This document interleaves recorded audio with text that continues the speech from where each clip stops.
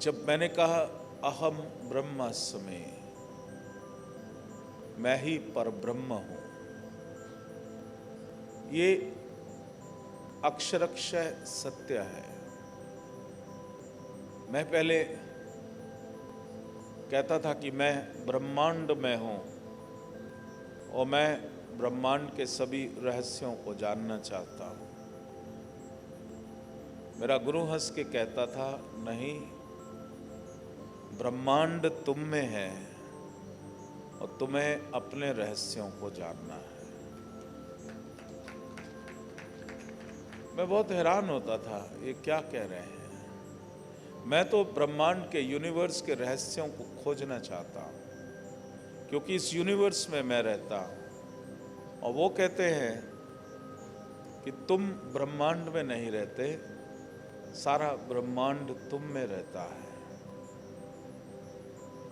और तुम्हें अपने रहस्यों को खोजना है।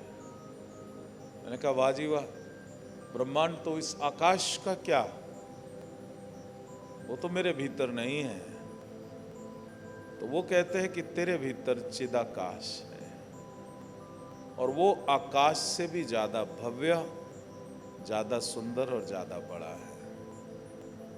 तब मैं सिर खुजा के रह जाता था कि ये कैसे हो सकता है, क्योंकि मेरे को जो कॉन्सेप्ट था, जो आइडिया था, वो फिजिकल डायमेंशंस का था। फिजिकल डायमेंशन जब मैंने और हायर डायमेंशंस को एक्सपीरियंस किया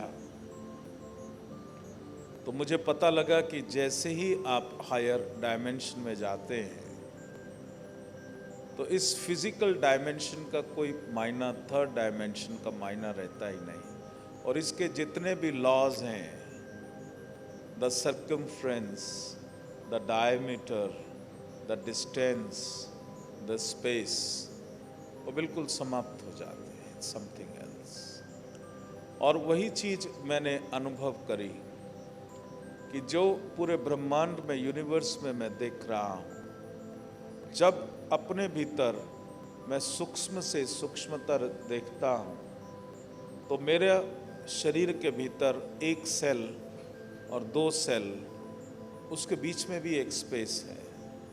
और जब मैं उस स्पेस के अंदर प्रवेश करता हूं तो धीरे धीरे वो भी इनफाइनाइट होती जाती है। So there is a infinity not within me, but there is a infinity between one cell and another cell.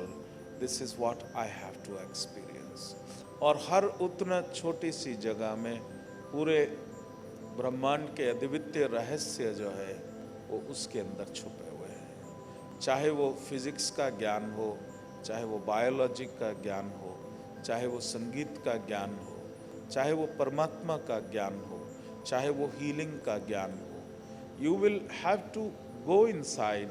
वहाँ जाकर के अगर आप उस पर्टिकुलर पॉइंट को ट्रिगर कर देते हैं, you can rejuvenate yourself completely, you can regenerate yourself completely and heal yourself completely.